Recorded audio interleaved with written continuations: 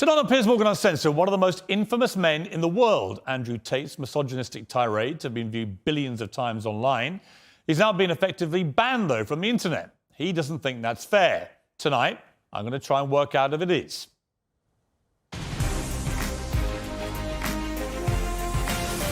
From London, this is Piers Morgan Uncensored. Well, good evening from London and welcome to a special edition of Piers Morgan Uncensored. Andrew Tate, one-on-one. He's the most famous man you probably never heard of, with billions of views online. At one point this year, more people were searching Google for Andrew Tate than Donald Trump or Kim Kardashian. A former professional kickboxer, he was kicked off Big Brother in 2016 after a video emerged of him striking a woman, in what they now both claim was a consensual sex game. He's since made millions as a pornographer and casino owner in Romania, but it's his online videos that have made him notorious across the world, posing as a playboy with fast cars, cigars, weapons and cash. He rants about his often scandalous views on women. Or instruct a female to provide sustenance. Cook. So I think my sister is her husband's property, yes. Tells young men they can get as rich as him by paying for his digital life lessons. I have 100 business tips I'm going to teach you, which will allow you to make your own money instantly. But amid global media backlash, the net has closed on Andrew Tate. While millions still share his videos, he's effectively banned from the web, booted off Facebook, YouTube, Instagram, Twitter and TikTok.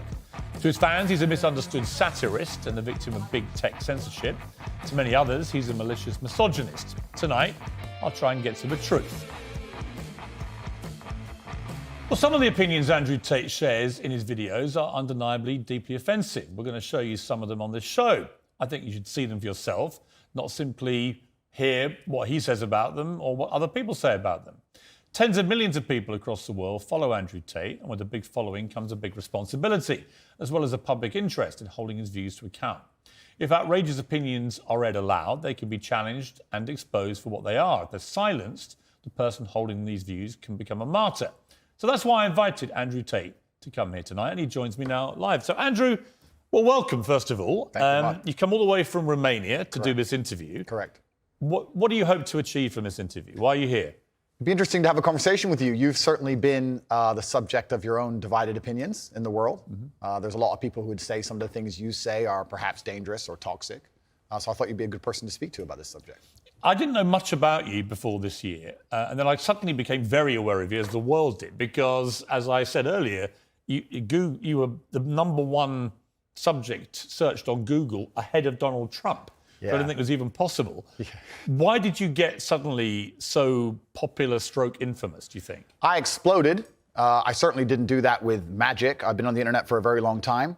I think in the world we live in now, as the other side, the people who disagree with me, as they get more and more tyrannical in their censorships and their hate mobs, etc., as standard masculine practices are deemed toxic, I didn't put a magic spell on everybody. I managed to accumulate a large amount of affinity with the male populace across the Western world because I'm simply saying things that many men believe, think, and feel. The problem I would say is I want to play you just a clip off the top. This is from Joe Rogan, who's somebody I absolutely love. Sure. And I think it explains to me what I presume my issue with you is going to be, right? Correct. And you have absolutely got the right to try and persuade me otherwise. Sure. But Joe Rogan said this about you. My 12-year-old and my 14-year-old asked me about Andrew Tate. And my what'd you say? 14-year-old What'd you asked say? me, I said he's a legit world champion kickboxer. I go, I like him a lot. Why do you like him? And I was asking him. And they said he says a lot of funny stuff on Twitter and TikTok. He f***ed up with the misogynist stuff. Yes. Because if he didn't do that, if he just did the pro-male stuff.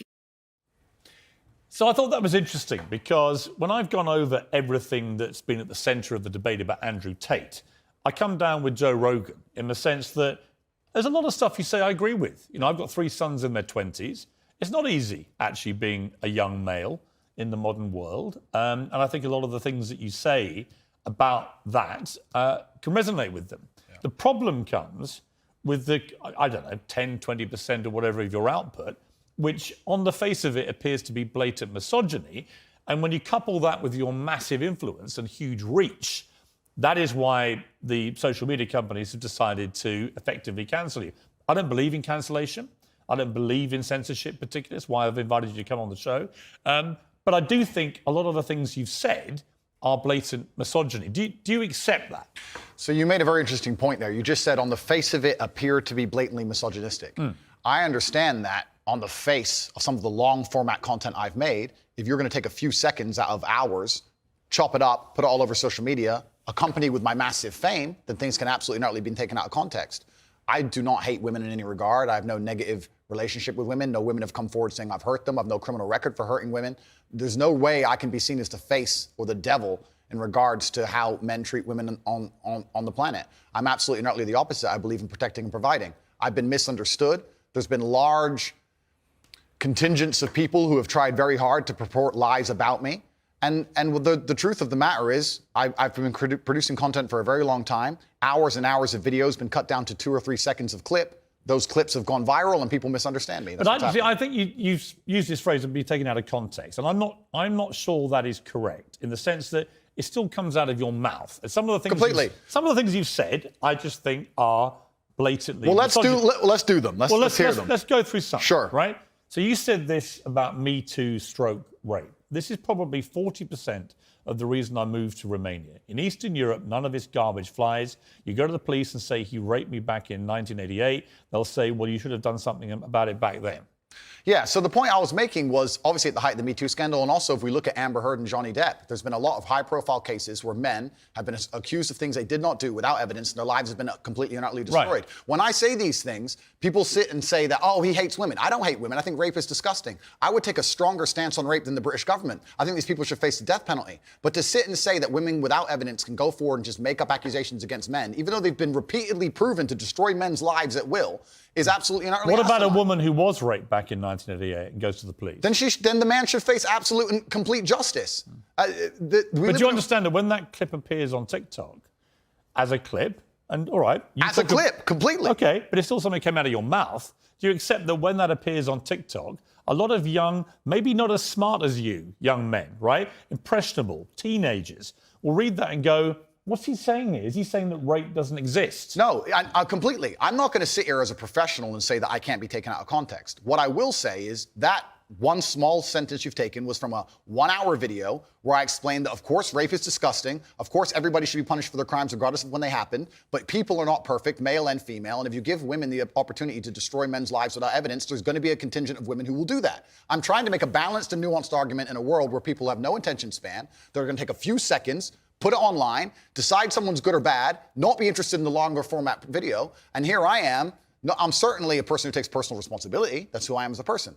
But we live in a world now with TikTok videos 5 or 6 seconds long. There's no content. Do you think women are the property of men? No. The point I was making... Why have you said they are? Because I made a religious point. I said that when a man marries a woman, the woman's father walks her down the aisle, and hands her away to the man. Traditionally, this is what it says in the Bible. I'm a religious person. I believe in God. I live in the most religious country in the world. So you do think that the woman becomes the men? I think she takes his last name. I mean, let's watch the clip that you said about this so that we can get it in context. So I think my sister is her husband's property, yes. When a bride is walking down the aisle to marry the groom, the father walks next to her and gives her away. True or false? Absolutely. But I've been married twice, as it turns out, and on both occasions, I didn't believe that the woman was being handed to me as chattel, as property. Perhaps the way the reason I'm asked that question repeatedly, and I'm asked in a loaded way. So would you rephrase what you said there? Now, that's an interesting point about phrasing. The way I would say things before I was famous, I have to take personal responsibility and accept that if I make a video that 500 people see and 1% of them misunderstand it, that's not a problem. If I make a video that 5 million people see and 1% of them understand. So specifically on that point, I think my sister is her husband's property. She took his last name. She married him. She wanted to join his family. She has said it herself. Right. So she's still a sovereign individual. She's absolutely not a sovereign individual. Property means that the husband owns your sister. Listen, my friend, if we want to argue about this, you need to go back to the Bible, to the Quran. You need to argue with religious leaders. No, I'm not talking about anything in the Bible or Quran. But that's what it says. No, I'm asking you what you think. I think that if a woman marries a man and she decides to take his last name, that they have different roles and responsibilities within that marriage, and I believe that. That's not the question. I believe the father. I am. The father hands her. Don't behave like a politician. The father hands her to the man. Right, but don't be a politician, because I think you're a straight talker, Sure. right? You keep telling me you're a straight talker. I think my sister is her husband's property. Do you regret saying it like that? I understand that with my newfound fame, perhaps it could be phrased differently. However, I still believe that a woman is given to the man in marriage. That's what I believe. Yeah, but not as property. No, the property is the word that other people use when they ask me the question. But as an equal partner in a loving union. That's what marriage actually means. It doesn't mean that when you get married, the woman is given to you as a bit of chattel. Agreed. So why say it? But that's the way that people ask me the question. People say to me, they ask the Oh, question. hang on. You can't blame people for asking you questions. Surely, if you want to be accountable for what you've said, you've got to own your responses, not blame the question. I own the response. Like me asking you a question now and you say something and then say, well, actually, I blame you for asking. I understand, Piers. Piers, I understand. I believe the woman is given to the man. I believe she's given away by the father. I believe she belongs to the man. So fundamentally, all right. So fundamentally, you do believe that a woman becomes a man's property at marriage. I believe she belongs to the man in marriage, correct. Right. Oh, you see, that to me is misogyny. And you're entitled to your opinion. Right. But do you not understand why people think it is misogyny? I understand why some people can be very offended by what I say. What they do is they take a point like that and they ignore all the other points I make the other way around. Yeah, but that's why I've repeatedly asked you about that line to see if you've changed your position. But the reality is you haven't. It's not about changing positions. I'm a full-grown adult and I stick by the things I say and I'm responsible for them. Which, by the way, is fine. Absolutely. But you did say at the start of this little exchange, you said, I wouldn't maybe say things the same way now that I did before I was famous. And yet, actually, you've doubled down and said exactly the same thing. On certain points. So that is what you believe. That's my point. Yes. I'm trying to work out, look, I don't know you. We've just met, right? Yeah. I'm trying to work out who Andrew Tate is and what you actually believe. I don't want to twist anything at all. Then let me make it very, very clear to the camera. I believe a woman is given to the man in marriage. I believe that. I also believe a man has a duty to protect and provide for her. I believe a man should lay down his life if something happens or his wife's life is threatened. I believe that women and children first are on the lifeboats. But men, I believe that men. But a man doesn't own a woman. It's not. No. It's okay. Unless they literally buy them as a slave. Well, obviously, we're not talking about that. We're talking about religious, biblical marriage. We're talking about something else. Yeah, but I'm a Christian. I don't believe that I own my wife. Do you believe your wife was given away to you when she took your last name? I believe that there is a process where a father traditionally walks his daughter down the aisle and hands his daughter to this man, and they stand there and become a union of two loving people in a partnership. No, because there's no ownership involved. I didn't say ownership. He's not selling her. The father of the bride isn't selling his daughter. No, absolutely. Well, that's what property means. She becomes a member of your family. Is it? I think we're arguing over semantics. We're not, though, because fundamentally, I don't believe a man owns a woman. You do.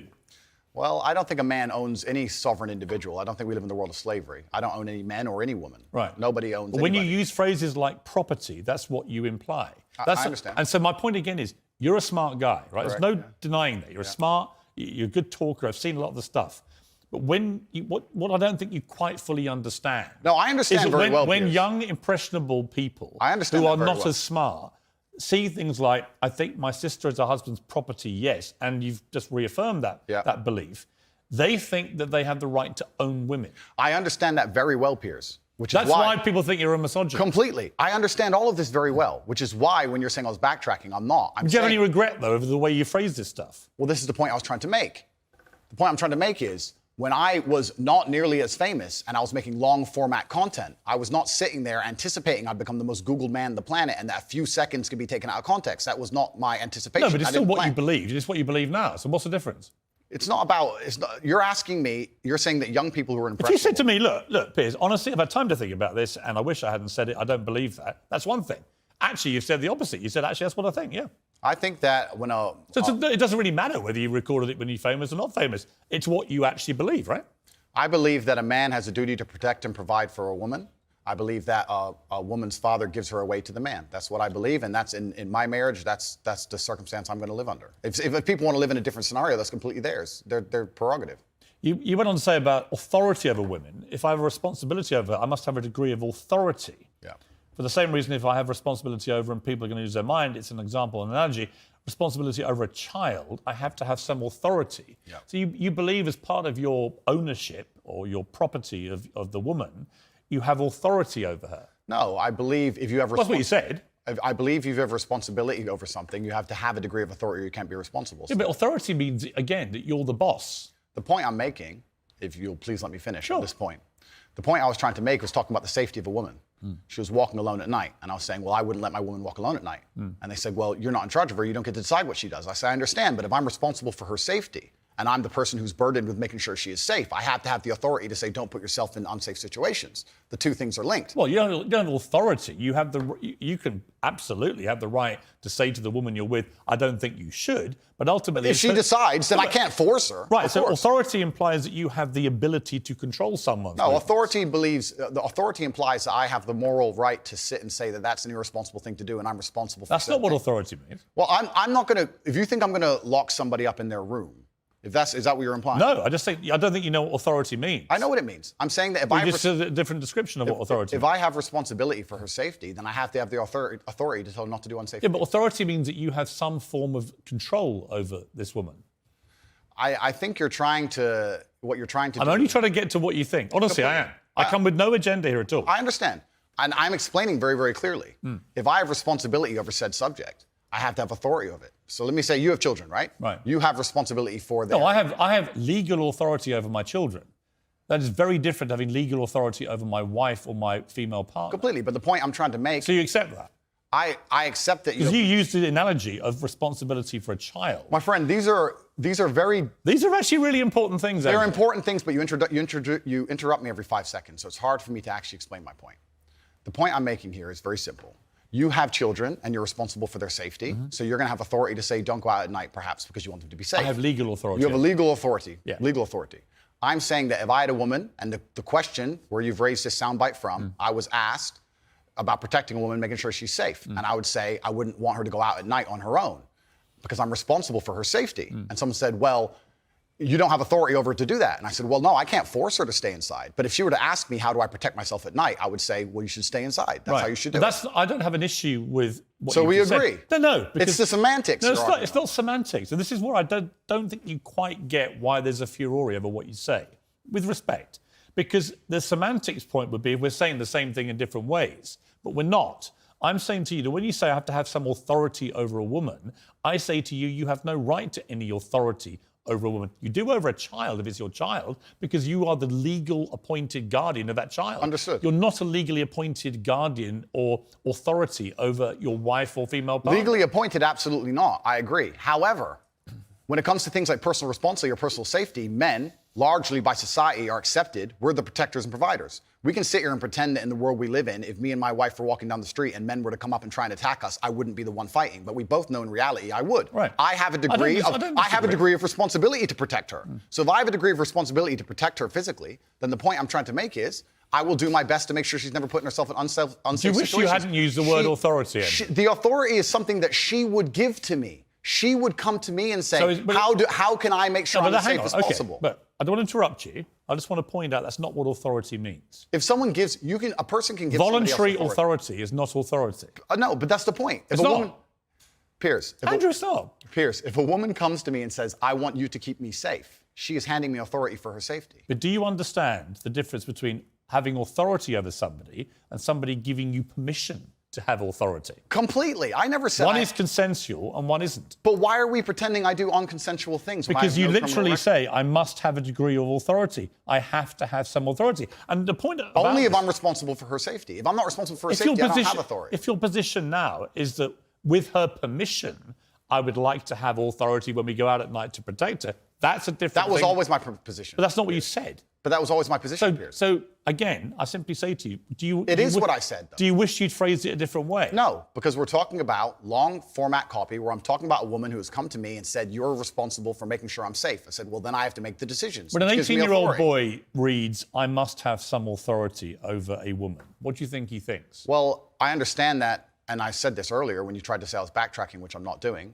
No, actually, I'm not. I don't want to. Okay. I'm not trying to gotcha you. Cool. I'm trying to work out exactly what you actually I understand think. with massive fame comes massive responsibility. I understand that a percentage of the population are always going to take everything that's said by anybody out of context. Would you change the wording of what you said? No, I would just encourage people to watch my long format copy and understand it fully. Would you tell an 18-year-old boy you don't have authority over women? Absolutely. You would say that? Unless a woman comes to him and says, you're responsible for my safety, please make sure keep me safe. Like I see. woman Now says, that, Andrew Tate, I can sign up to. Well, then we agree. Yeah, but I don't agree with what you said before. Because you're taking a soundbite from a 2-hour conversation. Yeah, but you haven't been taken out of context, because I've read you the entire sentence. It's very But you've ignored all the context around the sentence, my friend. You can't ignore a sentence that says, I must have a degree of authority. But you can when there's a 2-hour conversation where a woman is telling me if she makes me responsible for her safety, and me explaining, well, if I'm responsible for your safety, I have the authority to make decisions. So yes, you've ignored all the context. Do you respect women? Absolutely. Why wouldn't I? Do you think that 18, 19-year-old women are more attractive than 25-year-old women? I think there's attractive people. That's a loaded question. I don't know. Well, it's not really, is it? I can't. You know why I'm asking you? Of course I do, but I can't sit here and for say. the benefit of viewers who don't know why I'm asking, you said this. In general, this is also one of the reasons men find youth attractive. You want to blow up the internet? I'll blow up the internet right effing now. The reason 18 and 19-year-olds are more attractive than 25-year-olds is because they've been through less dick. People say, oh, you can't say that, but yes, I can. A 19-year-old is more attractive than a 26-year-old woman, and I'll tell you why. Because that 26-year-old has talked to more guys, been to the club more times, been effed and dumped more times, more arguments, more mess, more for me to clean up. That is misogyny. Why? Because you are encouraging a mindset about 25-year-old women that makes them sound out to be infinitely less desirable than 18, 19-year-olds, and having effectively been having too much sex to be taken in a more respectful way. Well, firstly, even if that was the case, that wouldn't be misogyny. But what did you mean by what you said? That's not misogyny because it's not anti-women. I'm saying that an 18 or a 19-year-old woman would be more desirable. Pretty anti-25-year-old woman. Anti-25-year-old women we can argue, but not misogyny. Well, that's misogyny then, isn't it? No, it's not. Well, being anti any woman at all is misogyny. Not when I'm saying that women are beautiful and attractive at a certain age and saying the age. You're saying 18, 19-year-olds are more attractive than 25. Well, than ageist perhaps, but misogynistic absolutely Is that not. but you just accepted it was misogyny. No, I didn't. You said it was misogyny. I'm telling you, no, it's not. So you don't think if you're saying slightly hateful things about a 25-year-old... That's not slightly hateful. Well, it is. You think you say that to a woman's face if she's 25? It's not slightly hateful. So you would go up to a 25-year-old woman and tell her exactly what I just read out? Why would I walk up to a random 25-year-old woman? Because you said it in public on the internet, and it's been listened to and watched by millions and millions of young, impressionable boys. Correct. There was a large panel. There was a conversation. There was hours longs of conversation. There were feminists attacking men for toxic masculinity and attacking me and saying things, and I said things back which were going to antagonize them. Which you've done yourself a bunch of times. I think a lot of allegations of toxic masculinity are not toxic. Correct. I do think that kind of sentence that I just read out, that paragraph, is actually toxic. If you genuinely mean that, and you say you wouldn't say it to a woman's face, but you said it in public about women of that age, I do think that's misogynist. And I think you probably do too. I don't think it's misogynistic. I understand why it can be insulting to You wouldn't say it to a woman's face? Well, it depends. You're making out like I'm walking around the street going up to random 25-year-olds. Well, effectively, you're doing it to tens of millions of people online. There's no difference. Not at all. We're discussing a topic. We were discussing the ideal age of a man. Should young boys, right, in their teens, are you comfortable that they would have that mindset? Be honest. I think that young boys in their teens lack life experience. They lack nuance. And they need to be very, very careful what they're digesting online, whether it's my content or anybody else's. Yeah, I think you know for a fact millions of them are digesting exactly what you're saying. Completely. The entire internet, to a degree, I think any subject you can find, there's going to be a whole heap of content. I come back to the Joe Rogan thing, Andrew. Is that a lot of what you say, I agree with. Yeah. Right? I do, genuinely. I've written a lot of stuff you said. A lot of the stuff you talk about, I think, yeah, he's got a good point, right? So we agree about a lot of things. But when I read that kind of thing, I'm like, how much of that is you? How much of that is some act? Do you regret saying stuff like this? I don't. And actually, do you see it as weakness to admit you shouldn't have said something like that? No, I don't live with regret. I think what's happened is that, like I said, long format content, arguments with feminists, arguments with the toxic masculine crowd, arguments with the left, and they're going to take a small clip, small sentence from ours, and they're going to try and paint me as a villain. But I'm not left or right. I don't know what you are, Piers. Exactly. That's my point. But that's my point. And I understand. And you're doing exactly as I knew would happen on this interview, which is because you're a busy man. You're not going to watch hours and hours and hours of video. Actually, I have watched hours and hours of video, and I'm going to come to the stuff where I agree with you, and I'm going to come to the stuff about your censorship, which I have issues with. So this is, it's a long interview, right? Sure. I just thought off the top, you said to me, and you were quite bold about it, well, go on, then let's go through these. And you should keep going. I will sit here and stand by what I said. I believe that on that, I just read to you then. Yeah. Do you wish you hadn't said that? I understand how it's been misconstrued. I understand how it's been weaponized against me. Do I regret it because it's been weaponized and used against me? Well, that's slightly annoying. That's not why I want you to Did I regret. at the time mean what I said in the context of the conversation, which obviously you're not familiar with and the people at home are not familiar with? No, I meant what I said. The 25-year-old women, they've just talked to more guys, been to the club more times, been effed and dumped more times, more arguments, more mess, more for me to clean up. Well, there's a whole bunch of context and conversation around that's been missed, and I don't think I'm missing much context. Well, I encourage people who are interested to go watch it. Right, but I mean, I've just read out 3 sentences on the bounce there. I don't think there's any context I'm missing. I mean, you've made it pretty clear what you think about the difference between 18 and 90-year-old women. I wasn't talking about myself, even. I was talking with a Muslim guy who was on the panel, and he was explaining how youth is very valued in most parts of the world, and why virginity is valued in most parts of the world. The feminists were arguing against it, and I was sitting there, actually, very much like you, a mediator between the two, explaining why, in most of the world still today, perhaps not in the Western world, virginity is coveted, youth is coveted in most of the world, and throughout all of human history. And I was sitting there making the point, explaining why in certain parts of the world they think how they do, well, even though it's very different to the Western world. So I was making a point, mediating between two groups very similar to yourself. The conversation has been misunderstood. They've taken this clip of it and it's been weaponized and used against me. I understand that is because I am now the most famous Google person on the planet. It's inconvenient, sure, but I'm definitely not a danger to women in any regard. I date women 25, 26, 27 years old all the time. None of them are offended by the things I don't think say. you're a danger to women. Of course not. I think the danger, if it concerns you, the danger is the influence you have on young men to have this kind of mindset about women. And that's really where I'm trying to get to what you really believe and how much you've just shot off because you think it's like entertaining and you haven't really given it much thought. And whether now you're a bit older and you've had all the fallout, whether part of you is thinking, actually, if I had, as Joe Rogan says, if you hadn't said stuff like this, you'd probably still be on all these platforms. You'd be massively more popular, massively more famous, massively richer. So I'm really just trying to get to, on the blatantly misogynist stuff, do you just wish you hadn't said it? With great power comes great responsibility. It was certainly said before the great power came. It's inconvenient to a degree. However, like I said at the time, with the context of the conversation, I know that I'm not saying things which I believe to be detrimental to the world. However, they've been misconstrued and they've been misunderstood. If a 25-year-old woman was watching this, would you say, I'm sorry for saying that? Well, I wouldn't want anyone to be offended by anything I say, but I say things. But I say things that offend, and this is the thing that's interesting, Piers. Please let me finish. Yeah, but you're behaving like a politician. But hang on, you could say I'm interrupting. You do, but you're answering a different question to the one I asked you. So, as an interviewer, you're behaving. Okay, you accept that. Let's accept we both got on. Okay.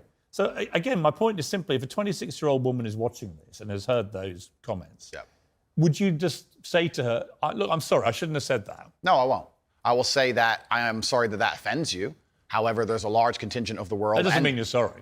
No, I'm not sorry. That's the point I'm making. I'm sorry if that offends you. However, there's a large contingent of the world that believe that, and I was mediating for a conversation. Parts of the world that believe that about 26-year-old women are parts of the world where women are not allowed out on their own. That's a conversation. They have to wear full burqas. Well, that's a conversation. They're not allowed to drive cars. That's nothing to do with me. But is that the kind of world for women that you? I was mediating a conversation. No, I'm asking you what you think. I don't live in a country where that happens. You're using that as the excuse for why you're not sorry for saying it. It's not an excuse. Is that there are parts of the world where this is fine? My friend. So my question to you is, well, do you think it's fine? I don't think it's fine. I live in a world where... You don't think it's fine? This isn't that hard, Andrew. You can simply say, Piers, you know what? With the benefit of hindsight, I wish I hadn't said it like that. And if a 26-year-old woman's watching, I'm sorry I said that, because that actually is blatantly misogynist. And even though that's a view held by other parts of the world, it's not a view I share. Now, I would respect you more if you said that than if you try and say, well, it's said in other parts of the world, so I'm not sorry. I think that doesn't tell me what you think. Then you need to understand why my content existed in the first place. My content existed because I tried my very hardest to be an absolute and utter realist, especially with uncomfortable truths. I was pointing out that very uncomfortable. Is that a truth? It's an uncomfortable truth in many parts of the world. It's not a truth that I'm happy about. It's not a truth I created. Hang on. You're doing it again. What do you mean that's a truth in other parts of the world? That's what you said. You're not talking about another part of the world. You're talking about what you believe is the difference between 18 and 90-year-olds and 26-year-olds. I was talking about... It's your belief. I was talking about what the people on the panel believe the difference is. So what do you think the difference is? I think the difference is age. What's the difference then? Well, then a 26-year-old's older than a 19-year-old. And so you stand by what you said about talking to the guys, being to the club more times, being effed and dumped more times. Well, you believe that or not? No, there's plenty of 26-year-old women who have been with one man or virgins, of course. So you don't believe that? I don't think that the age is the only thing that's going to decipher how many men and women... Right, so if you don't actually believe what you said, just say sorry. It's not about not believing what I'm saying. It's about you understanding that there's large conversations going on. I'm just reading back stuff you've said. I know and I'm asking you, do you believe it? I believe that it's more likely a 26-year-old's had more partners than a 19-year-old. Right. You don't know that. I don't know that. You're right. In fact, there could be absolutely no evidence for that whatsoever. Completely agree. So why say it? Why stigmatise all 26-year-old women? It's not about, we're repeating ourselves here. Well, not really. I'm just trying to get to what you actually believe. I believe that men find youth attractive in general. I believe that in the context of the conversation, 25-year-old women aren't old. I agree with you. They're not, especially I'm old. I'm a lot older than that. The point I was making was part of mediating a panel, a conversation between feminists and some Muslim guys. I get it. Okay, I get it. good. But So you you want- understand why I said the sentence. But as far as I know, you weren't espousing what a Muslim man might think. You were espousing what you think. I was espousing what the people on the panel believed. But you were saying what you think. I feel like you're trying to pin me down. If it's not what you believe, just say, I don't believe that. What part wouldn't I believe? Well, you tell me which part you don't believe. There's the sentence. Which part would you now say you don't believe? I believe that 25-year-old women perhaps have had, because they've been alive longer, maybe have had more partners, but I don't believe that makes them a bad person. Right. But you understand that the way you phrased it makes every 25-year-old I woman understand. feel a bad person. No, I don't think so. Of course you do. You're not stupid, Ad. Come on. Piers, Andrew, you're not stupid. You know what that sounds like to any 25, 26-year-old woman. completely. And you're Right? So you have maligned every 25, 26-year-old woman with that statement. And I'm simply asking you, to all those who are not of the type of women that you've described here, are you sorry? I don't want anybody to be offended by anything I say. I want to be a positive force in the world. I don't want anybody to hear what I say and make them feel bad about themselves. I want all people to live righteous and good, whether they're male or female. And anybody who's You lead a offended- righteous life? I think I do, yeah. Do you? Yeah. You boasted openly of having 6, 7 partners at once. So is that righteous? I'm not taking there's no moral view from me. Simply asking you what you think righteous means. I think righteous is living true to your heart and knowing that you're doing good by people, not snaking anybody, not lying to anybody. I know I live a very righteous life. Have you ever been in love? Yeah. How many times? Plenty. I believe in love between men and women. I I mean, think- real love, you know, where it's... Yeah. I believe- How many times would you say? Enough. I believe men and women are a beautiful union. I think we're slightly different, but when we work together, we're the most powerful force in the world. How many women have you loved? I don't know, Piers. A few. Give me a ballpark. 5, 10, 20? Let's say You don't forget how many people you've been in love with. Come let's on. say 10. I mean, I've been in love, and I certainly believe that men and women, when they work together, it's the most beautiful force on the planet. I believe in family. I believe in children. I believe in. If you believe in family and children and love, Yeah. why are you single? I'm not single. Well, you're not married. That's what I mean. Well, if I was married, the last thing I would do is advertise it to the feral psychopaths on the internet. So I'm not a feral psychopath. Well, that You can called me be- friend earlier. can be debated, Piers. But the point the point I'm making as a whole is that all of these. Do you want to get married is my point.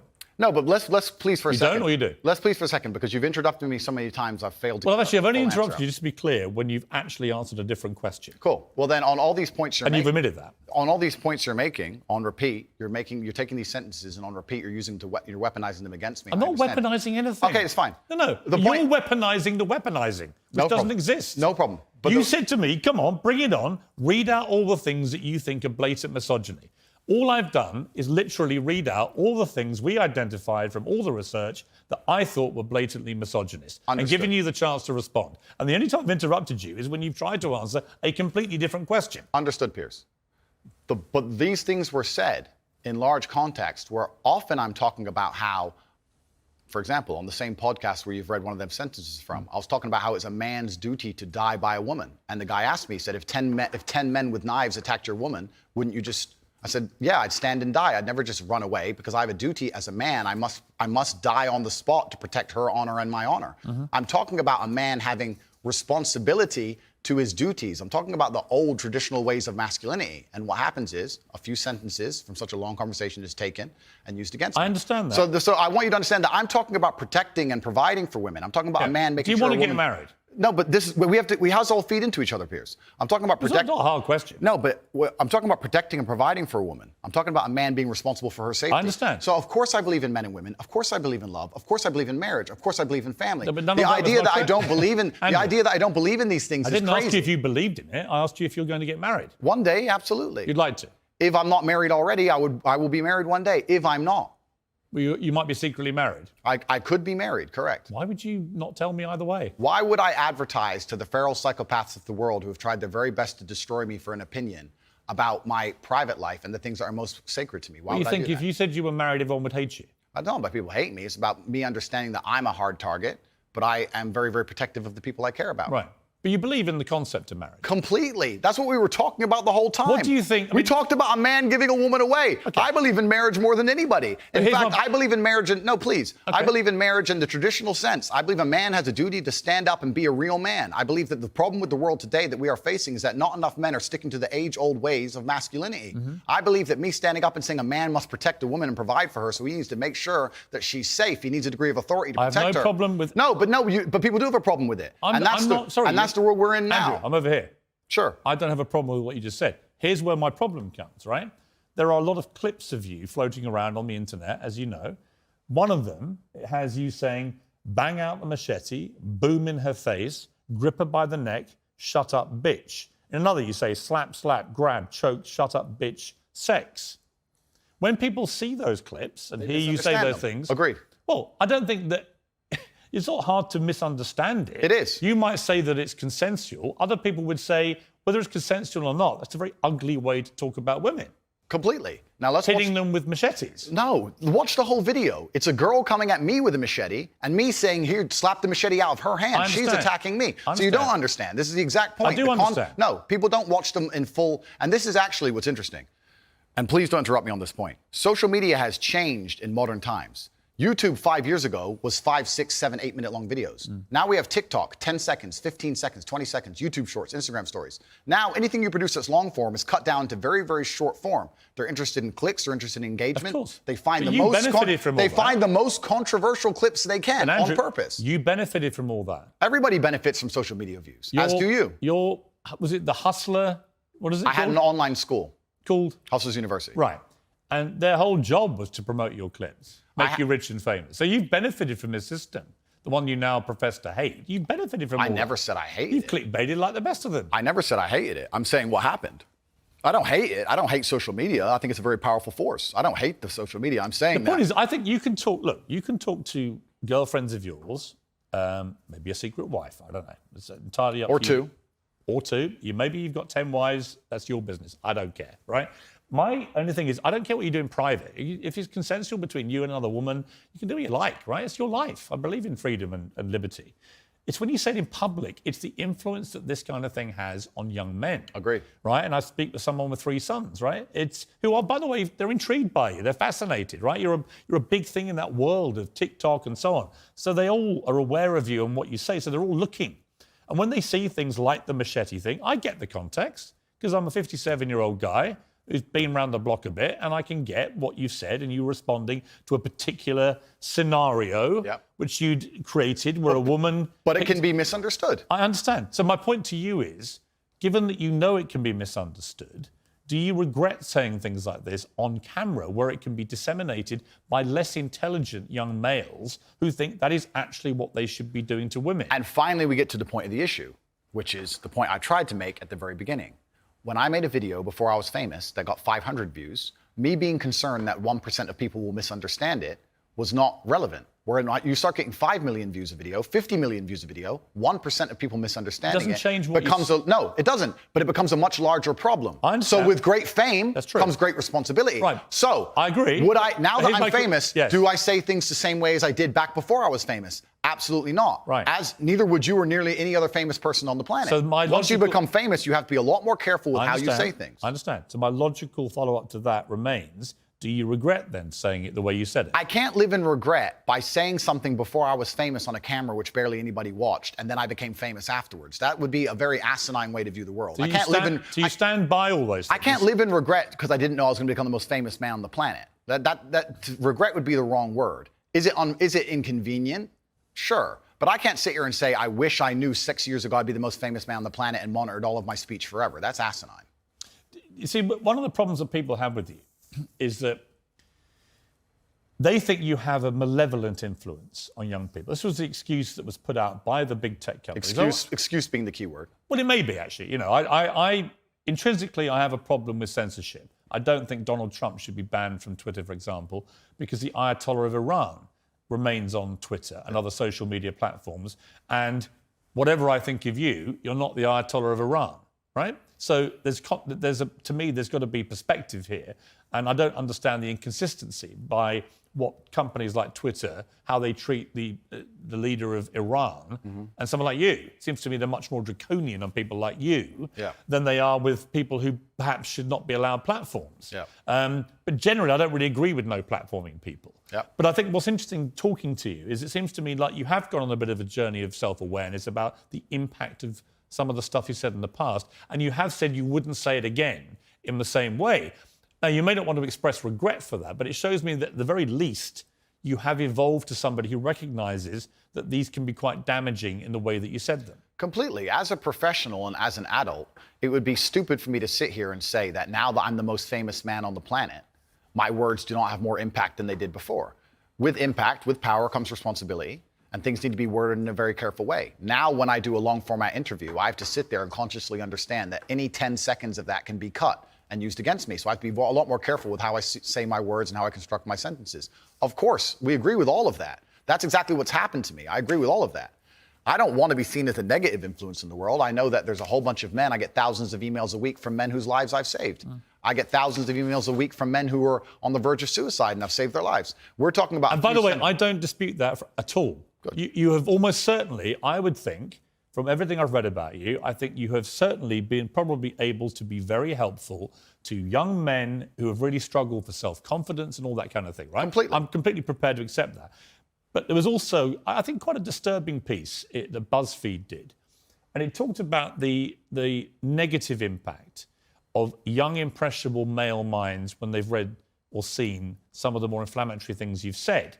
And they quoted, for example, Sandy, 22, from Washington. My father's gone from a man who minored in women's studies in college, who was kind and in touch with his emotions, treated all people, men and women around him, with kindness, to a man who says that whenever he sees an effeminate male stranger, he gets an overwhelming urge to murder them. He loves podcasts. He listens to a lot of podcasts. I know he's listened to Andrew Tate. Whoa. Let's stop for a second. Let's be professional here, Piers, because you're a professional, as am I. First, she said, did you say that my father went?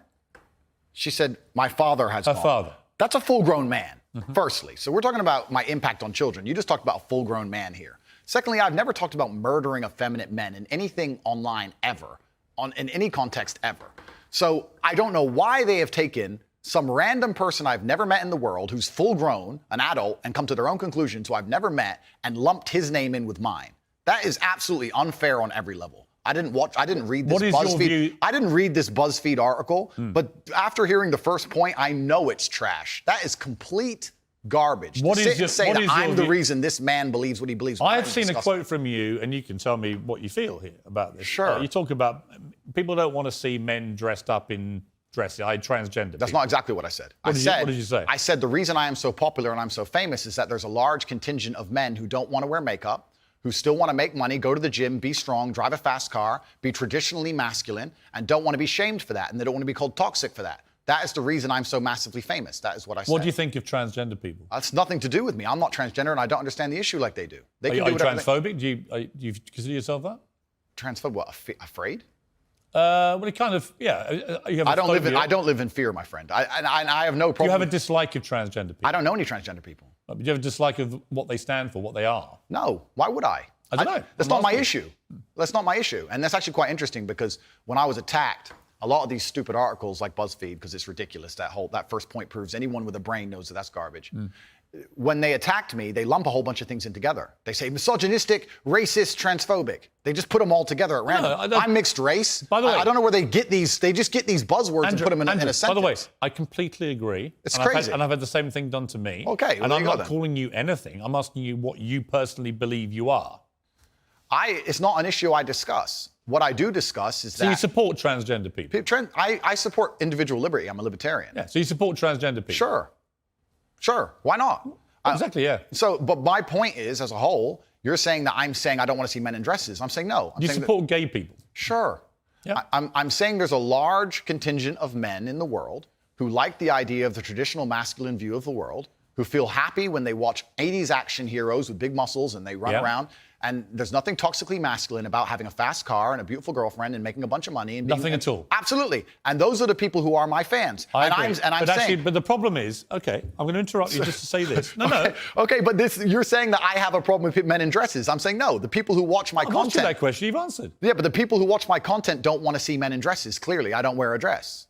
That's the point That's I'm not making. why they're watching your content. No. Because you're not wearing a dress. No, but that's the point I'm making. That's the point I was making. There's a large contingent of men who are not interested in the things that perhaps the YouTube algorithm's trying to feed them. I think there are lots of. look, when you support masculinity and masculine traits, I'm with you, right? Okay, so you agree a man should protect and provide for a woman? Absolutely. Okay, so you agree if you were walking down the street with a woman, you'd be responsible with her safety? Yeah. Cool, absolutely. So if that woman wanted to walk alone at I don't night think I have authority over the woman as we do that. Okay, so let me ask you another question, Piers, because we are professionals. Let's say your woman decided she wanted to take a nice little walk through the south side of Chicago at 2 a.m., and she wanted you to go with her, and you were responsible for fighting and dying on the spot if she was attacked. Don't you think you would say to her, no, we're not going out right now, it's not safe? Yes. Okay, so you'd have authority to make the decision. So No, we I agree. wouldn't. So I we would say, so I we don't agree. think you should. If she decides to, it's her own volition. Well, if she decides, you're not going to stop I have her. no power to stop her. Completely. But you think you do. No, I don't think I have power You to stop her. clearly do. No, I think I have power to make the decision. I think, no, that's not So sensible. if you have the power to make the decision, you have the power to stop her. No, because And if that's she- where we differ. And that's why I think it's interesting about you. I don't think you really think through what you're saying. I think through what I'm saying Because so carefully. Yeah, but Andrew, what Piers. you've literally just said is that you have the power to stop No, her. I said I don't have the power to stop her. I'm not going to lock her in the room. I'm saying that. So if she wants to go on her own, then she's going to go. then But you as a don't have couple- authority to stop her. Okay, but as a couple, if we're going to sit there and decide if we're going to take this. You asked me, would I feel a sense of responsibility for her safety? Absolutely. Agreed. Absolutely. So would let me I finish, have the Piers. power or authority to stop her doing it? No. No, of course not. So let me finish, Piers. You're not going to stop her walking out the hotel. Of course, it's her decision. She's a sovereign individual. My point is that usually in a couple, you'd sit there as a team and you discuss, and perhaps on certain issues, the woman will know more about X and she'll decide X, and the man might know more about Y and he'll decide Y. So I'm saying if we're as a couple and we're sitting there and deciding, as a couple, as a team, and she says she wants to take this late night stroll, I'm going to say, you know what, I'm going to veto this one. I'm going to call veto do you on this one believe because in- it's dangerous, Right. which to a degree would give me, in that particular scenario, a degree of authority. If she said, I don't want to listen to you, Andrew. It doesn't give you authority. If she says, I don't want to listen to you, Andrew, I want to go on that walk, then what can I do? Say, well, then Then you don't have authority. Then I wish you the best, my love. Then you don't have authority. Cool, then it's a semantic argument. Not really. I think It's is. the complete opposite of what you said you had, which was authority. No problem, Piers. No problem. But I think Let we me ask actually. you about what do you believe about depression? Do you believe depression is a real thing? I believe that feeling depressed is real. I don't believe depression as a clinical disease is real, no. Really? Correct. You don't believe people can be clinically depressed? I think PTSD is very real. Unfortunately, I have some friends who suffer from that. I know that feeling depressed is real. I believe that the number one power you have against these things are trying to take control of your own mind and affecting your own life. I believe that it's not healthy to hand over all your power and believe that depression is an outside disease that you can't affect. I know that when I've had difficult periods in my life, and also many of my friends, like I've said, suffered from PTSD and been through terrible things.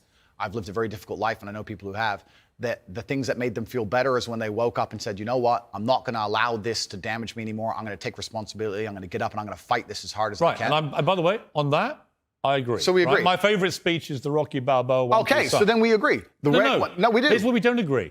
Piers. You don't. No, hang on. You got to let me Sure. interject when I don't agree with you. Sure. Right?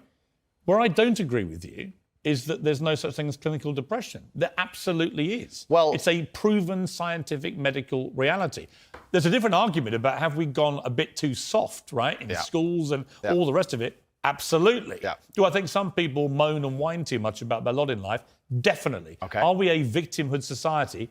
100%. Okay. Is there such a thing as clinical depression? Absolutely. So if and my argument is that if you actually bracket everybody who's not clinically depressed and doesn't have the genuine medical condition, then actually if millions of people are deemed to have depression, the ones who really need the help don't get it. Well, that's my point. Well, that I would agree with. You're right. I think it's certainly an overused term. But you don't accept there is such a thing as clinical depression. No, I don't, And that because- to me is a damaging view. Okay, well, let me explain why. If someone comes to me and says, I'm clinically depressed or I feel very, very sad, I would say the first thing you need to do is stop accepting the identity of a clinically depressed person. Stop accepting you have no control over this. And what you need to do is stop identifying that way, and let's work together to try and fight against it. But there isn't an eminent doctor in the world who would tell you there is no such thing as clinical depression. Who would not tell you that some people is simply beyond their control. Johann Hari wrote a book saying exactly that, my friend. He's not an eminent doctor. No, but he's a journalist. I said depression wasn't real long ago and was attacked for it. Then Johann Hari wrote a book, which What's it got to do with Johann Hari? Because he wrote a book proving me right.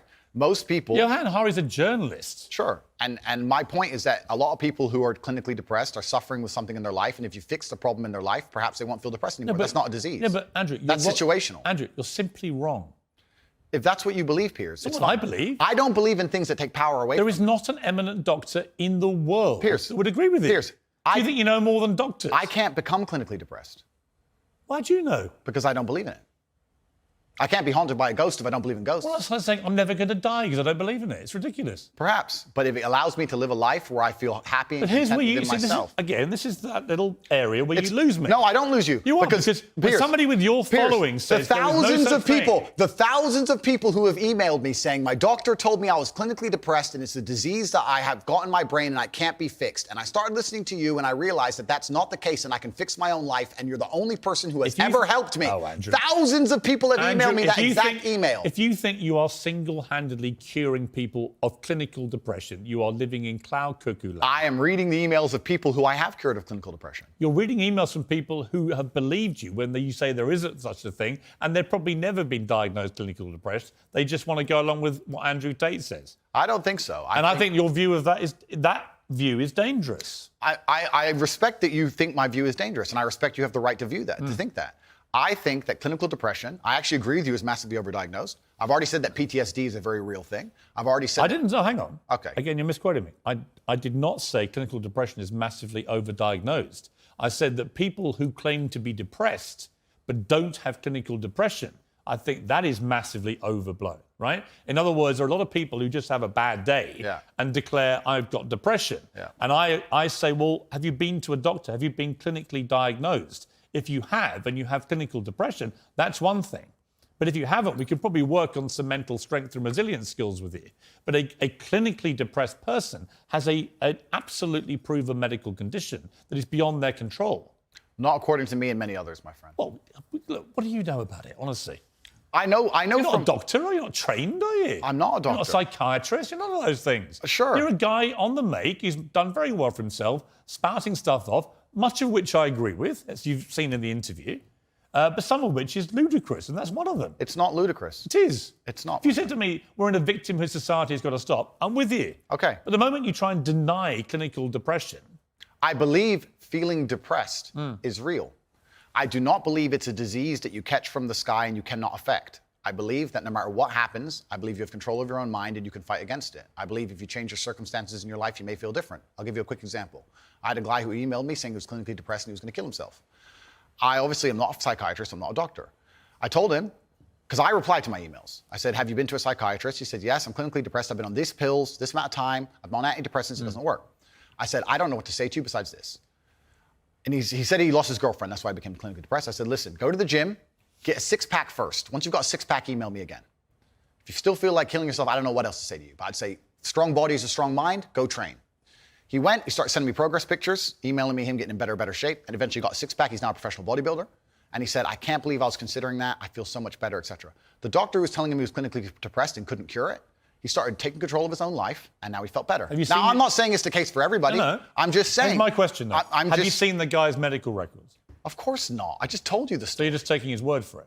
I am taking the word of a man who emailed me with a bunch of medication and specific doses. You're denying proven science because one guy writes to you who you help and you've not seen any evidence he ever had clinical depression diagnosed. I'm denying the idea that... And on the back of it, you go on your rants in public to tens of millions of people denying something because this guy writes to you and says he had it and you cured him. And I think that's a dangerous mindset, Andrew. That's fine. And that's where you don't have a responsible view of your influence over Disagree. people. It's very responsible because I'm saving people's lives. I disagree that if you feel depressed, I disagree that you cannot affect it and change your life and take control and fix yourself and feel happier. I disagree with that. Do you think I refuse to accept that there are people out there who cannot become happy, contented individuals. I refuse to accept we live in a world where God has created people who, no matter how hard they work and how good their life becomes, can't be happy. I don't accept that. I accept that the universe is a very giving place and that God loves all of us. And if you try your best and you work hard, you can become a better person. And I also will argue with you, and I'll counter the point,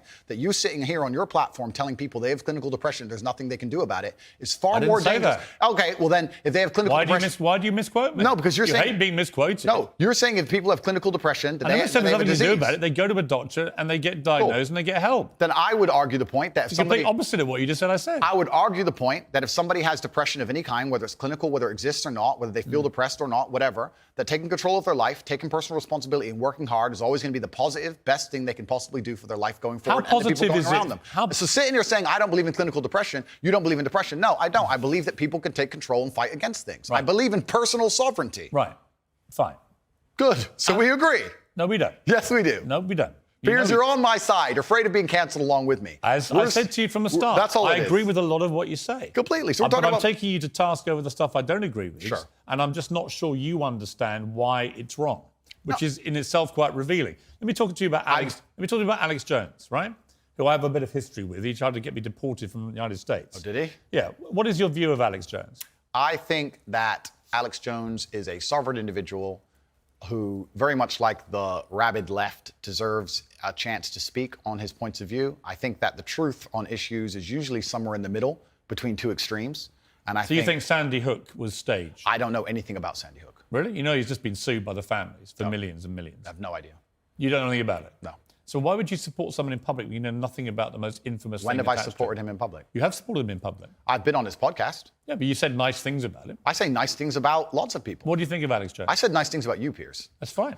So you should. I'm a nice person. So to sit and say that I've been on a podcast and I say nice things about But him you means said I you support his right to speak about things like Sandy Hook. I don't know Sandy Hook. I don't know. And You know what it was it was a mass shooting. of school children. Okay, but to sit and he, it's actually no. Let's stop for a second. Please don't interrupt me.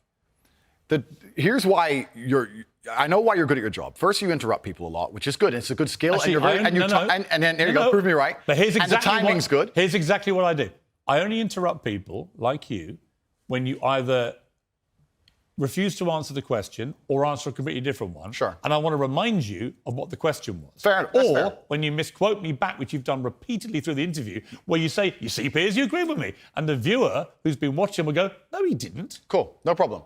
The other thing you do is you try and set these traps like now. So you're saying What's the trap you think I'm setting? You're saying that I agree with every single point of view a man has. I literally didn't say that. You're saying, well, you support Alex Jones. Why would you misquote me? Because you're saying you support Alex Jones and you said you've been on his podcast and he said this.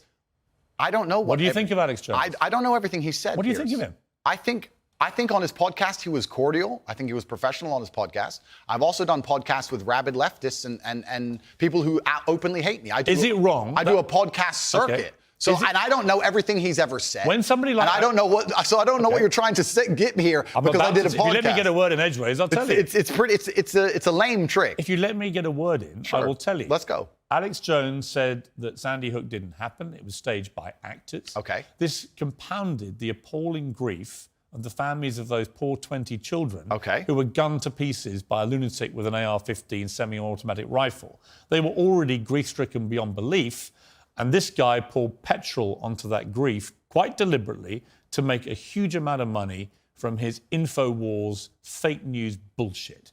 And as a result, a lot of the families have now sued him, and they've won, and he's going to have to pay back tens, maybe hundreds of millions of dollars in damages to these families. And quite right, it won't do anything about the pain he caused them. Some of them actually had people turn up outside their houses with guns because Alex Jones had told them that these parents were making it all up. They were all staged actors. It was all run by the government. So I simply say to you, now I've told you that, what is your view of Alex Jones? I don't see why any of that has to do with me. It's very interesting. I've done the guy's podcast. I know him well. He was professional and courteous to me. When I meet somebody and they show me respect, I show them back respect. That's what I do, as I did with you. You respect him? If somebody shows me respect, I show them respect back. So if Adolf Hitler showed you respect, you'd respect him back? That's a stupid question, Piers. It's not. It's a logical extension of your argument. No, if in 1931 I was walking through Germany and a man come up to me and said, sorry for bumping into you, I'd say, sorry, no problem, mate. I'd show respect back. What if- I don't know, what are you trying to say? That I sanction the Holocaust? You literally just said if somebody respects you, you respect them back I say if somebody automatically. shows me respect, I show respect back. That's a good way to go through life. Whoever it is. If somebody shows me respect and is courteous to me, I'm courteous back. How Yes. can you respect somebody who caused such misery and pain to Sandy I have Hook no idea the specifics of the thing you're discussing. I don't understand any of it. Well, when you I don't go- know anything about it. when you You've go- told me your version of events. When did you go on the podcast? I was on the podcast about four times in the last 4 years. I did one So relatively recently. So four times you went on Alex Jones's podcast. Correct. Promoting him, helping him make money. I don't think it was promoting and helping him because, Well, it's his podcast. well, yeah, but I've been on the podcasts of people who absolutely hate me. I've been on liberal left-wing podcasts. I've been on feminist That's podcasts. fine. And no, you just sat here saying I would like you to agree, perhaps we can agree on this point, that I'm not a feminist. I go on feminist podcasts. I do a podcast circuit. I do You're not a feminist? No, I don't know. What do you think a feminist is? Well, let's not change subject here, Piers. Stay on the Hang subject. on, you mentioned feminism. Completely, but you're What trying you said- you're you trying said- to get away from the point, because what you did is you're trying to say, because I did a podcast, I sanction all of this person's views. And I'm saying I do 5 podcasts No, a week. I'm I do saying 5 podcasts a week, and I don't sanction 100% the views of any other person on the planet, because I'm an individual, and he has an individual views, as Right. do you. So I don't know why you're trying to come at me Would with you- one of his views and pretend that's something to do Because with it's me. a pretty big view. No, but and it's a become lame huge- trick, Piers, and you're better than this. Not So a let's lame move trick. on. Would you, It's if Vladimir lame. It's if lame, Vladimir and let's move on. Putin had a podcast, would you go on it? Sure. You would. Great. Okay, then we know what you're talking about. If Vladimir Putin had a podcast, fine, I'd go on that's it. fine. If Joe Biden had a podcast, I'd go on it. If a feminist has a podcast, I'll go on it. If Piers Morgan has a podcast, I'll go on it. If Alex Jones, I don't see the point you're making. There's no point here. You're digging, but there's nothing to find. Well, I'm not. I'm taking your position that if somebody shows you respect them. I think that I'm saying there are lots of people in the world I do not respect. If Vladimir Putin showed me respect, I would not respect him. that's your opinion. But No, it's my view. What's okay, your that's view? your view. Well, Your view is you would. You're sitting here, Piers, saying that I'm on uncensored show, and in your intro you said that it's important that we don't have echo chambers and we have varying Correct. and that we have varying opinions. Correct. But then you're saying the people you don't like, you wouldn't go on their podcast. No. So you are a hypocrite. No, I I'm will not. go on anybody's podcast I and don't think you discuss understand. any point. I don't think you understand what censorship means, do you? Like a lot of words we've had problems with today. You're just saying you're just What do saying. you think censorship means? No, but the point I'm trying to make here. Hang Piers, on. What do you think censorship means? Don't hide from the fact that you're saying you will only do podcasts with people you like. Why do you think that's censorship? No, that's your prerogative. My prerogative is What does it do with censorship? I'll discuss opinions with anybody, and I've done hard left wing. Why are you not asking me about the podcasts I've done for the people who are hard liberal By the left way, wing? I don't care whether they're left or right. Okay. Extremists to me are all nuts, right? Then we agree. Yes. So perfect. Good. Next subject. All right. Here's my next subject. It was a very serious case here. Jesus. And before you move on, sorry, Piers, but before you move on, I do find it kind of disingenuous. And I know we're on a show, and I don't have a personal problem with you, but it is kind of disingenuous to try and sit here and lump me in with some school shooting. That's nothing to do with me. That's That's nothing to do with me. On any level. Let me respond. On any level. Let me explain. Like you just said, you've been on this podcast 4 times. In 4 years. Since he said the whole thing was staged. I don't know when he said And I think the fact that a smart guy like you wants me to believe you had no idea that Alex Jones, who's been in the news now for the last 2 years for being sued by these families for the most heinous thing imaginable of pouring petrol onto their grief by claiming that shooting was staged. The fact that you're pretending you didn't know about any of that. It's not about pretending and I you've didn't know. been on his podcast 4 Piers, times, Piers. supporting him and making him money. So damn right I'm going to call you out on it. When I do a podcast, if you think I spend time analyzing the point of view of that person and everything they've ever said You should. for years beforehand, It's not years, it was minutes in most cases. years and years. When did you last go on his... When did you last go on his Piers, podcast? You trying to lump me in and attack me for a person whose podcast I do having a view is absolutely childish. Because I've done a bunch of podcasts with people. you would do a podcast... I've done a bunch of podcasts with people who are advocating for things that I do not agree with on every single level. In fact, most of my podcasts are me disagreeing with people. So it's completely crazy that you're trying to lump me in with that. That's cheap. I think That's cheap. You are completely misconstruing the point of what I'm saying. I think deliberately. No, what you're trying is a cheap trick. And I'm just making it clear to the It's not a audience. cheap trick. It's a I'm just cheap curious where your moral line is. It's a cheap trick. Where's your moral line? I disagree with the points of view with the majority of the people I do podcasts with. So it's a very cheap trick you're trying here. So when I don't know people where it's gonna invent vile things to make themselves rich off the back of families of little kids who've been blown to pieces with a machine gun, or a semi-automatic version of a machine gun, I think that is actually a line I wouldn't cross. I wouldn't be happy to go on someone's podcast when they've been responsible for doing that. It's not about political views or differences of opinion over facts. It's about somebody deliberately inventing a pack of lies to compound the grief of families. And I'm curious, you don't think you have any need to go down any kind of moral quandary about people like that before you continue to allow them to use you for their own promotion? He didn't use me. He didn't use me for Why his does he have you on the promotion. podcast? Because we disagreed and discussed points like we're doing with you right now. Did you call him out on that? Are you using me? We didn't discuss that. I'm not using you. I'm giving you a platform most people aren't giving you right now to show the world who you really are. Fantastic. So neither of us are using each other. I'm here on your show. I'm providing you with content. You're giving me a platform. And nobody's using each other. It's mutual. We don't agree on a whole bunch of issues. That's fine. And here we are. I think we've had a robust exchange. Yeah, just like I've done on nearly every other podcast. And if someone were to come and say to me in the future, there's something, heaven forbid, there's a skeleton in your closet, and someone were to come to me and say, you were on Piers Morgan's show, did you know he's X or he's done X? I would say that's absolutely nothing to do with me. Right. But I make the same point protecting you. I don't know what you do. I don't know your personal life. I can guarantee one thing. I will not be inventing stories about the families of kids. I hope not. I hope you're a righteous person. I'm not claiming to be a righteous person. I don't know. I'm just saying that I just think it's interesting that you have no moral compulsion about going on people. It's not about moral compulsions. It's about I don't know what you do, Piers. You could have a bunch of skeletons in your closet, my friend. I don't have a clue. I'm here on your TV show. I'm sure we all have lots of skeletons. Let me ask you this. Interesting about the feminism thing. Sure. Do you identify as a feminist? I think that women and men are fantastic. Both of us are fantastic. I think women reproduce. I think women need to be respected, protected, provided for. I think that modern feminism is kind of hard for me to even truly understand. What do you think it means? What is feminism? I think that the idea of feminism is that men and women are equal under the law. And do you believe that? Completely. We should be treated completely equally. Yeah, but we are equal under the law. Wouldn't you agree? Not really. I think there are still some issues in the world where, certainly in workplace, the gender pay gap remains. They're not treated equally in most cases, women. Well, that can be discussed, the gender pay gap. I think that's already been discussed at length. I think that there's actually... You think women should go to work? I think women should work completely. You do? Why wouldn't they?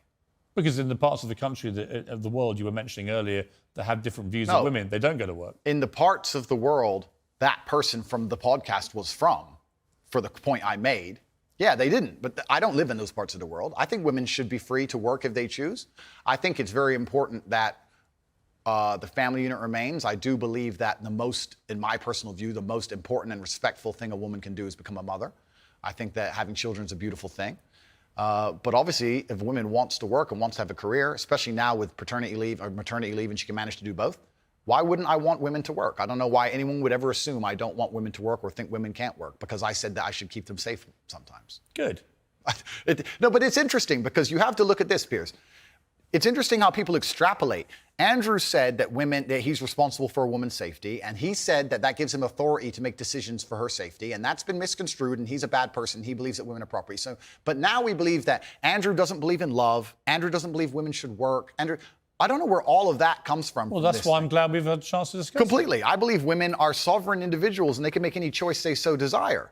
I think that it's important that we remember that a man has a duty. I think I certainly in my relationship have a financial responsibility to provide for my woman. My woman would never have to work unless she wanted to, because I'm the kind of person who works hard enough that she wouldn't have to. Should young men, though, all aspire to be like you? Should young men aspire to work very hard, have no criminal record, become multimillionaires, protect and provide for the women close to them, be sovereign so they can stand up and have their own points of view in face of cancellation, be able to not be mentally intimidated when they go on national TV and there's traps set up for them? Yeah, I believe that confident, strong men who stand up and protect and provide for women are a good thing for the world and a good force for the world. And I don't think that I put a magic spell on anybody. I think there's a whole bunch of men in the world who understands my value. And if men grow up to be like me, you're going to have a whole bunch of people with no criminal record, dedicated athletes, who protect and provide for the people close to them, are fantastic for the economy.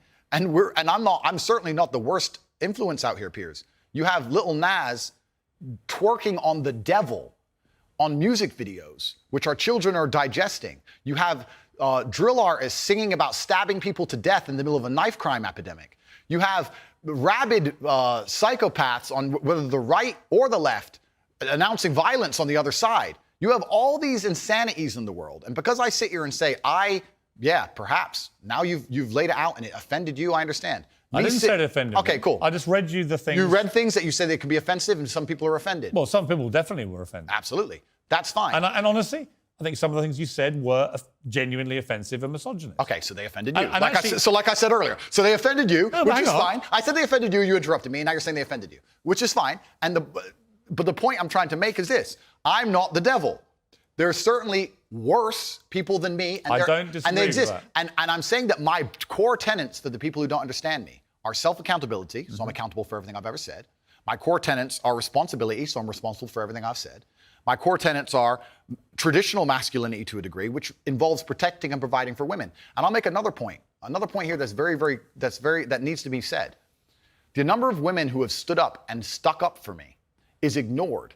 Thousands of women are making videos saying, I've met Andrew Tate, he's such a nice guy. I wish I had a man like Andrew Tate who felt responsible to protect and provide for me. You know what? I do belong to my husband, that's why I married him and I love him. We ignore the thousands of women who stood up and stood by me and said everything I said is true. And we're taking a very vocal minority who have taken the things I've said and are pretending to be absolutely and utterly devastated by them for some reason. All right. Time out. Sure.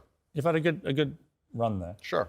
An inquest this week found that a 14-year-old girl, Molly Russell, died from an act of self-harm while suffering from depression and the negative effects of online content. The coroner said she was exposed to material that may have influenced her in a negative way, and in addition, what started as depression had become a much more serious depressive illness, and she very sadly took her life. That's absolutely disgusting. Right. Her father. It's terrible. Her father's campaign for better protections against potentially dangerous social media algorithms, right? It says that the particularly graphic content she saw romanticized acts of self-harm, normalized her condition, and focused on a limited and irrational view without any counterbalance of normality. First of all, what is your response to that? Nothing to do with you. That's the first thing. Yeah, it is nothing to do with me. The fact that a 14-year-old girl took her life is truly sad. The world we live in today is the world we live in. The fact that something like that happened is almost mind-blowing to me. That's truly sad. I actually feel sad inside to see something like that. This fact that they just said it's romanticizing the gory element. I don't know what she was watching, some kind of suicide videos thing. I don't know where these things are created. Do you think the tech companies should be much tougher about stuff like this? I don't know what kind of things she watched, obviously. I have to be a professional here. I think that the tech companies need to do their best to protect people, I guess, to a degree, but it's a slippery slope, isn't it? And then they use this slippery slope to silence some people and to Right, and I think it's a really fine line, and it's a complicated line. It is very. I was interested when you did an interview with the Times. Hugo Rifkin, he's a very good journalist.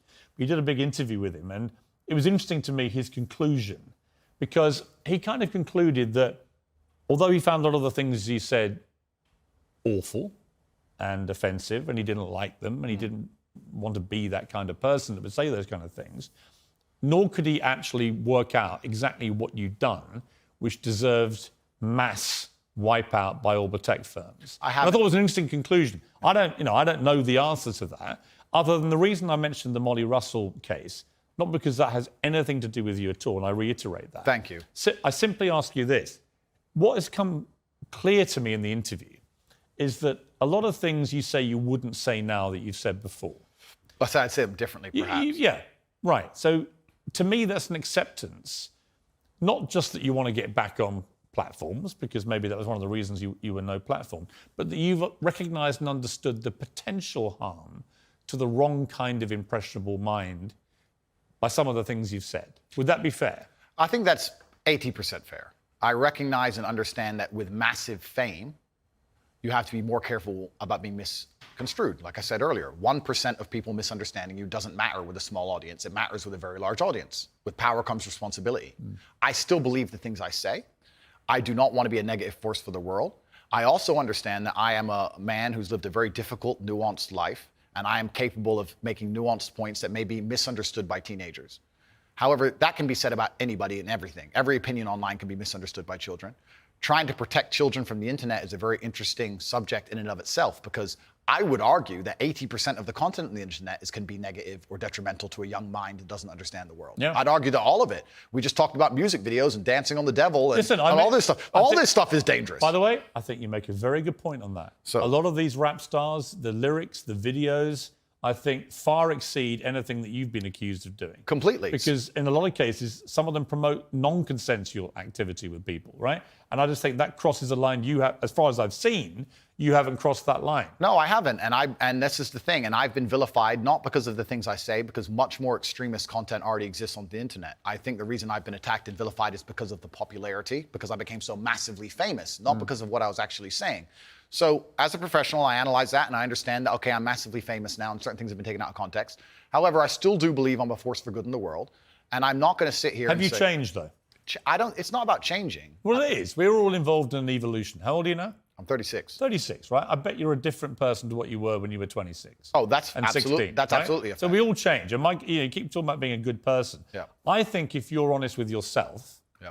that you can see why people found a lot of the stuff you've said problematic and misogynist. And I think you've recognised you wouldn't express yourself in that way again because you've understood that it's caused a lot of harm. And that's really what I wanted to get to today, was an acknowledgement by you that these things clearly were said in the wrong way, created the wrong impression if you didn't mean them the way you intended them, and can therefore have a malevolent influence when you have a huge following.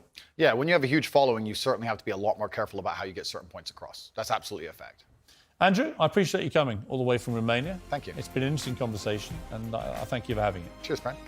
Well, that's it from me. Whatever you're up to, keep it uncensored. Good night.